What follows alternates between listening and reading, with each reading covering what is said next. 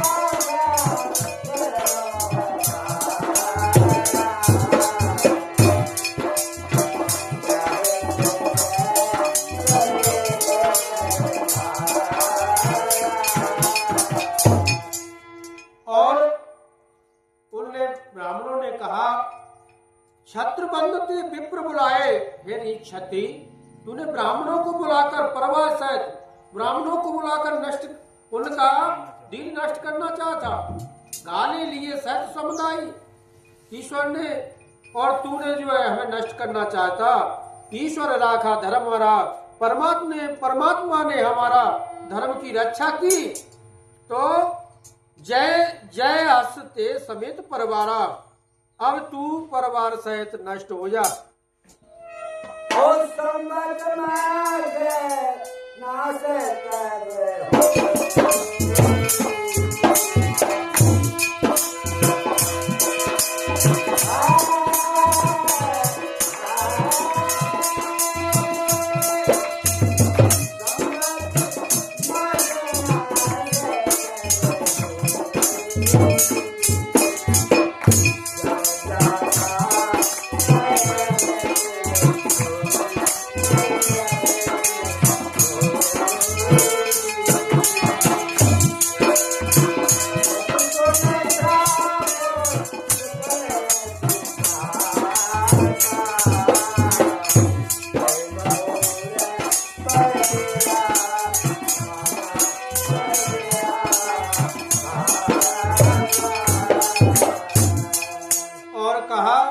सम्मत मध्य नाश तब हुई।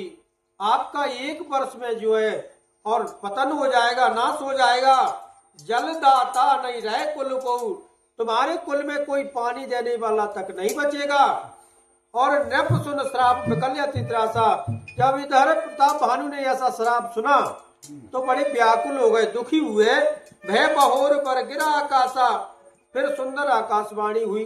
क्या होता है?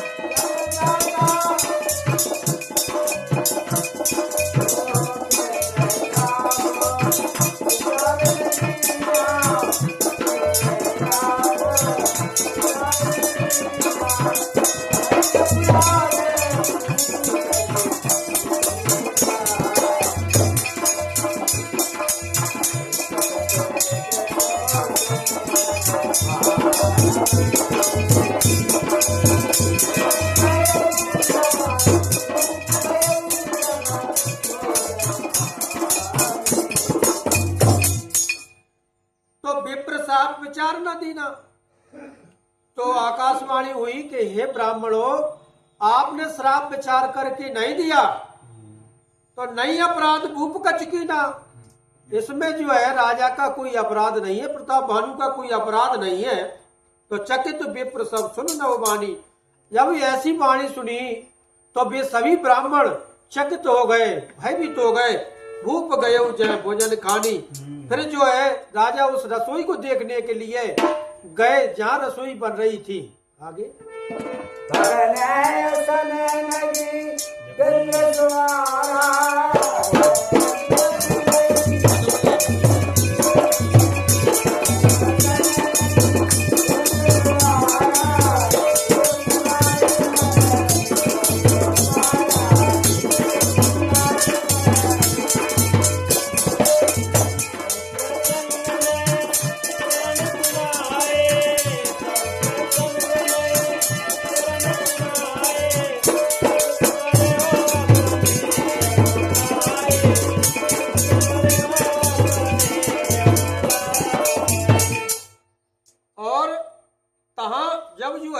देखने के लिए गए राजा, तो तहां न असन नहीं विप्र सुहारा। न तो वहां भोजन करने वाला था, न भोजन था। भोजन करने वाला जो ब्राह्मण था वो भी नहीं था वहां पे। तो फिर राव मन सोच पारा। फिर जो है वो लौट करके राजा आए तो मन में बड़ा सोच करते हुए, चिंता करते हुए लौटे। सब प्रसंग मैं सुनन सुनाए। तो सभी जो व्यवस्थाएं थी और उधर जो जैसी स्थिति उन्होंने देखी वो आकर के ब्राह्मणों को सुनाई। त्रिशत परे अवनी अकुलाई। तो ये बड़ा ही भयभीत होकर, व्याकुल होकर और पृथ्वी पर गिर पड़े। भूपत भावी मिटे भूपत भावी मिटे लगे यद्यपि न दूषण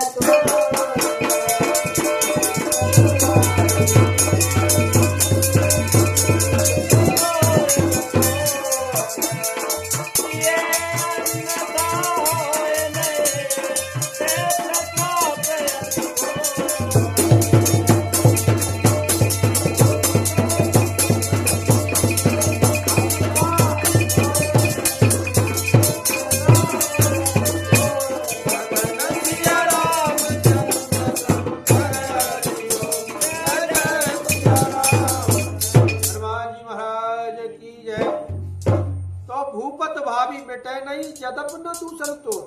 हे राजन, ये यद्यपि तुम्हारा दोष नहीं है फिर भी होनहार नहीं मिटता। किए अन्यथा हो नहीं विप्र शाप यति घोर। ब्राह्मणों का जो श्राप था वह भयानक होता है, वह किसी तरह भी टाले नहीं टलता।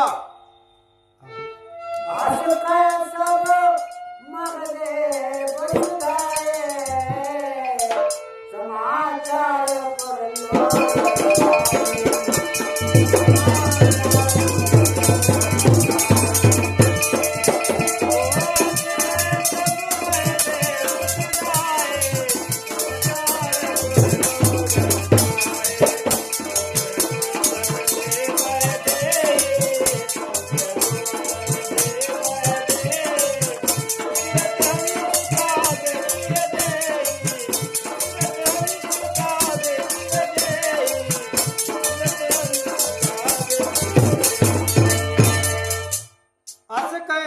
देव सदाए। और सभी जो ब्राह्मण अपने अपने घर के लिए चले गए। तो समाचार पर लोगन पाए, जब यह समाचार और सभी नगरवासियों की प्रजा ने पाया कि जो है प्रताप भानु हमारे राजा को जो श्राप ब्राह्मणों ने दे दिया, तो सोच है दूषण देव आए देही। तो जो है विधाता को दोष देने लगे। विरचित हंस काग की अजयी। जिसको हंस बनाना था उसको कौवा बना दिया। ये विधाता की क्या विपरीत लीला है।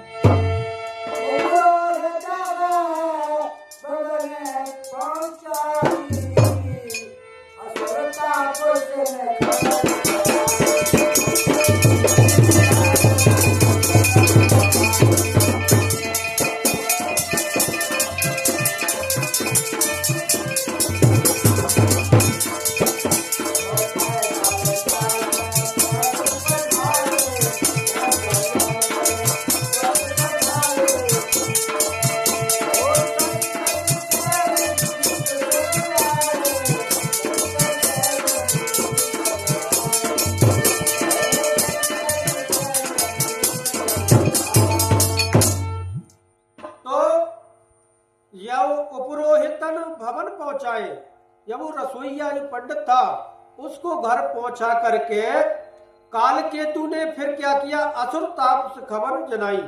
कालकेतु ने उस कपटी जो साधु था उसको जो है खबर दी कि जो है तय खल जाता है पत्र पठाए, और उसने जो है सभी राजाओं को जो उनसे दंडित थे उनको सभी को जो है पत्र भिजवा दिए, खबर भिजवा दी।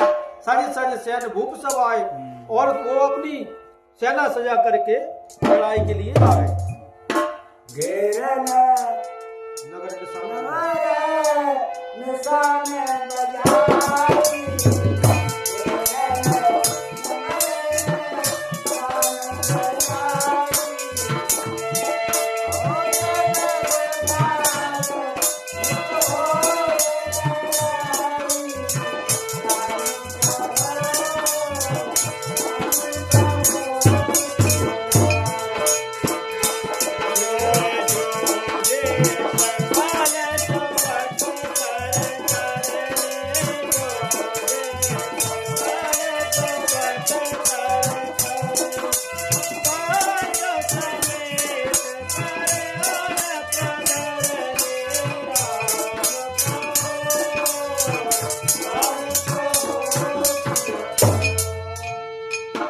घेरन नगर निशान बजाई। या उधर कपटी राजा ने वो कपटी मुनि को इतना भेज दी कि उनने ब्राह्मणों ने श्राप दे दिया रावण को ऐसे ऐसे, तो उनने जो है सभी राजाओं को इतला कर दी। तो वे जो है सभी अपनी अपनी सेना सजा करके और प्रताप भानु के नगर को घेर लिया। तो विविध भांत नित्य हुई लड़ाई और नित्य नए नए प्रकार से लड़ाइयां होने लगी। जूझे सगल सुभट कर करनी, प्रताप भानु के सभी योद्धा सूरवीर की करनी करके बंद समेत परे नभ धरनी। सभी जो है रणभूमि में गिर पड़े। चाबी दे दो। सत्य के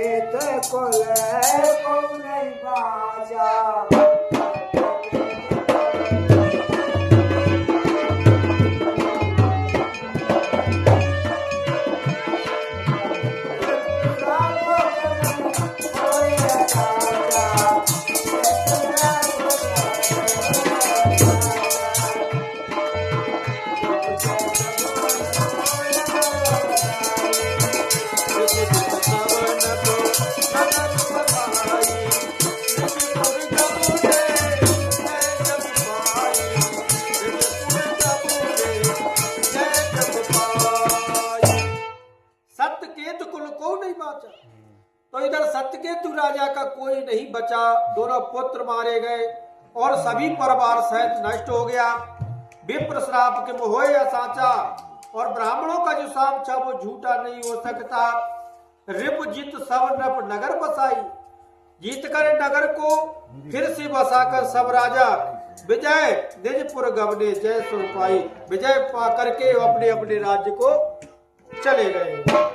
भरद्वाज सुन जाग जब होए